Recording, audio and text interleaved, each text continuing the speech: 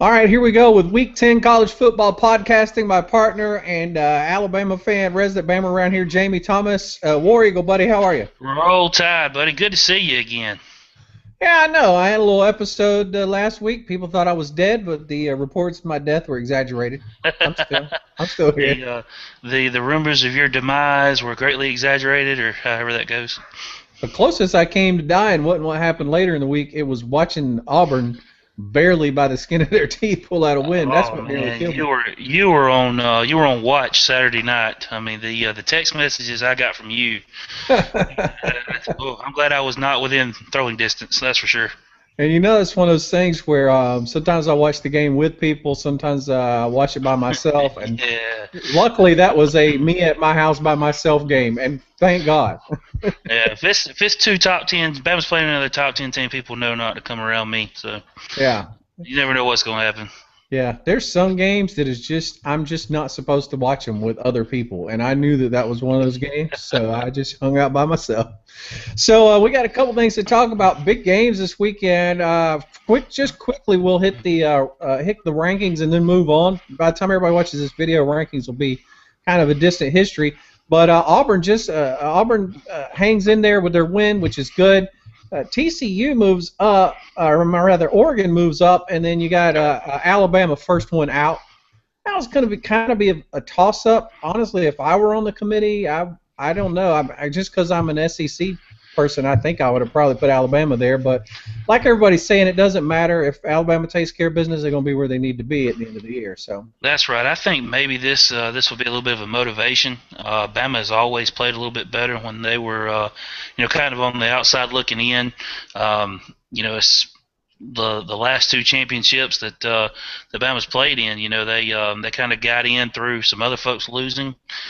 Not saying they weren't worthy of being in the championship game. They absolutely were because they went on to win them. But it took a lot to get Bama into that game. And, there's a lot of football left to be played. We still got Mississippi State on the schedule. We still got Oregon on the Auburn on the schedule. Bama wins those games, and they went out, like you said, the rankings at this point don't matter. They're going to be there. yeah, truth be told, I mean, Alabama is sitting in the best position, well, other than Florida State, who Right. they don't have anybody left to play. Their rankings secure. They're going to win. Other than them, I think Alabama's in the best position if they handle business because you're still going to get to play number 3 and you're still going to get to play number 1. Look, you beat them, you're a lock. So, Speaking of Florida State, I saw something the other night, and I really didn't have time to dig into it. But I follow a lot of the sports writers on Twitter, and one of them mentioned that Florida State was a dog going into the Miami game, was the underdog.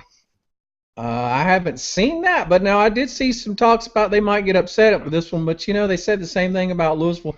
That Louisville game, and I don't really care to talk about FSU too much, but what an embarrassment that was. They try to talk that team up like there's somebody. I mean, granted they got Michael Dyer on there, and he was on Auburn. The boy's a hoss, but I mean the team is smaller. Look what league they're in. Just by default, they're just smaller. They're very talented, but there's no reason that a national championship team should run in there and have that kind of problems against them. Come on, let's be honest. Louisville was playing with a lot of emotion when that game first started. Once the emotion ran out, it was all Florida State. The better team won that football game.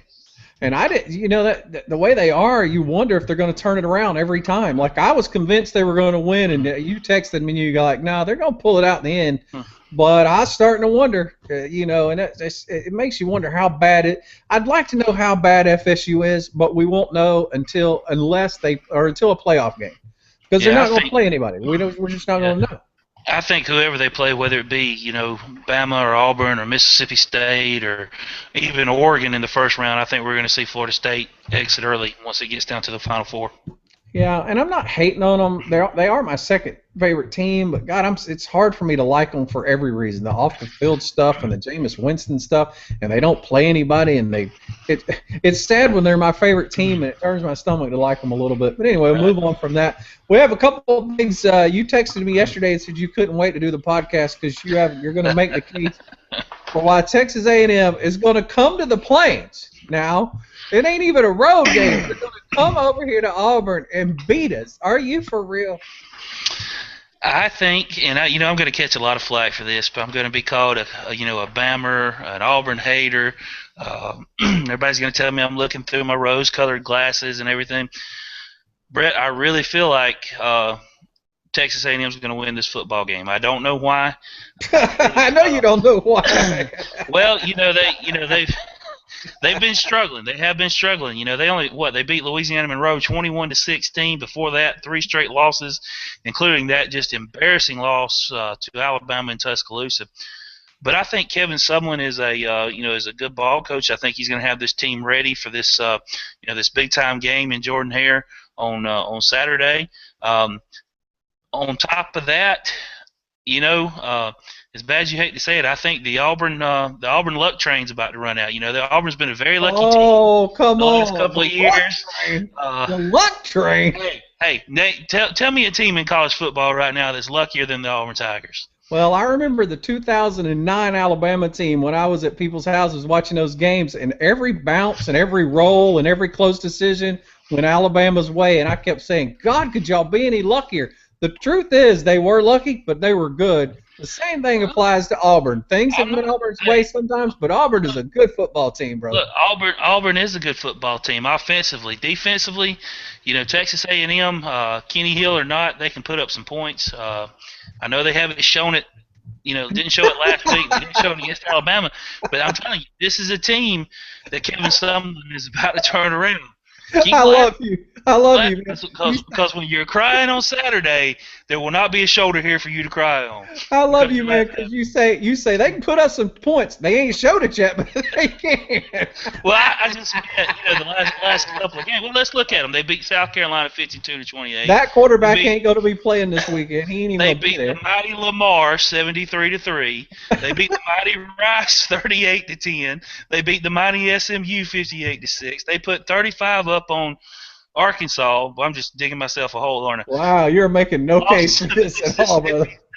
Lost to Ole Miss, lost to Bama 59-0. But that was Bama. Hey, Bama, best team in the country. 21-16 over Louisiana. We made it all the way to week 10 without the Bammer coming out in you, but the Bammer has come out this week. I told you, man. Hey, I put on my houndstooth visor. It's Bama time, baby. It's Bama time. Seriously. I'm going to give you a score prediction right now. Texas A&M 43, Auburn 40. Texas A&M going to win on a field goal at the end of the game. Let me give you a few stats about Auburn that you may not know. And the Auburn defense, let me tell you, I cuss and throw stuff at the TV when Auburn defense is on the field. Trust me, I do. But the Auburn defense, do you know that they're number 1 in the SEC in third down defense? They get teams off the field on third down more than any other team in the SEC. Did you know that? From what I've seen lately, that's because they don't see a lot of third down. There's a lot of first downs and a lot of second downs, but there's a lot of points being put up on Auburn defense also. I haven't seen a whole lot of third downs. Did you know that Auburn is the number 2 red zone defense in the entire SEC? Number 2. You don't score on Auburn in the red zone. It just don't happen. They give up a bunch of yards. You can run on them. They can't tackle you. They can't defend the pass. They can't rush a passer. They can't penetrate the line. But once you get to the 20-yard line, you're going to have hell getting it in the end zone, man. It's a good thing Texas A&M's not a red zone team. They're a big play, explosive offense, and I'm telling you, this is upset weekend right here. So they're going to bring their quarterback that's never played on the road in the SEC before ever into Jordan Hare Stadium and pull off the upset against the number 3 ranked team in the nation. Yep, on CBS at 2:30 on Saturday. It's going down at Jordan Hare. That's right. If I didn't know you better, I'd think you were drunk right now. Not yet. Well, we'll see what happens. My prediction in that game, by the way, is my score prediction is Auburn 44, Texas A&M 30. So I do have A&M putting points up on Auburn. 30 points at home. I think anybody just about in the SEC can put up 30 points on Auburn. I hate to say that, but I think they can. The problem that you have is that Auburn can put up 40 or 50. So what's the spread? What's the line right now? 21. They're favored by 21. 21 points. Yeah, now trust me, I'm not betting that. I would never take that spread a million. Can you hold a second while I log on to Bovada real quick and Look, you should. look, I'm about to go empty out my savings account. 21 points? Are you kidding me? Wow. Everybody watching right now should go take the That's points, right. man. I mean, That's for right. real. If you've got it, bet it, because there's no way Auburn's going to cover that spread. I do think they beat them by a couple of scores, though. It may be a touchdown and a field goal, or it may be a couple of touchdowns, but I think it's a two-score game. But I got it 44-30, and I think A&M's going to put some points up. I think they will, but we'll see what happens. You know, they've done a lot of changing around, and I was reading this article on ALNL.com. They changed the defense up a lot. They played a lot of dime, which I had to go back and watch the replay. I didn't realize we played so much dime against Ole Miss, and for good reasons. But they keep trying to find the answer. Will they find it? I don't know, but it doesn't matter. The thing about Auburn is, in the year they won the championship was the game. You just put up more points than everybody else and don't worry about the defense. That's the philosophy. That's true. That's true. And you know, I don't want the Barners out there to get me wrong. I want Auburn to win this football game. I want the Iron Bowl to be the road to the championship again. I noticed we had an Auburn fan comment earlier on Facebook. He said, "War Eagle and go LSU." I can't do that. I've got to pull for Auburn. I hope they wax Texas A&M. I think it's good for the rivalry at the end of the year, and I want to see 2 10-1 teams going at it. Well, don't get me started about what people post on our Facebook fan page, because man, it's intense. It's pretty intense. I don't have. There's some folks that are passionate. That's for sure. I don't have the passion that you do, and I don't have I'm not out to prove it, and I don't have all this stuff that you have. All I have is my little book of statistics, which you know I love dearly. But according to my statistics, and I posted a video up with us on the fan book page earlier on Facebook, my statistics show LSU pulling out a win. And I know you're a little nervous about that game, and anytime you go play Les Miles in Tiger Stadium, you should probably be just a tad nervous. My prediction, and you can tell me how bad you think this score prediction is. It's not my prediction. This is from the statistics. My statistics have LSU winning that game 32-20, winning by 12, which is that's. I mean, I could see LSU winning the football game. If you go back and look at what they've done this season against quality opponents like Wisconsin, against Mississippi State, with the exception of Auburn, who they've got blown out by, you can even say Florida. That Florida win's looking a little bit better after what they did to Georgia. They did blow out Kentucky, but if you look at the Wisconsin game, even the Mississippi State game that they lost, the Florida game, the Ole Miss game, these were all dogfights for this LSU team. These were games that were decided by less than a touchdown. And that's what worries me about Saturday night with Bama and LSU. This is not an environment that you want to go into, for a night game. The fans are rowdy. You don't want to get into a dogfight with LSU.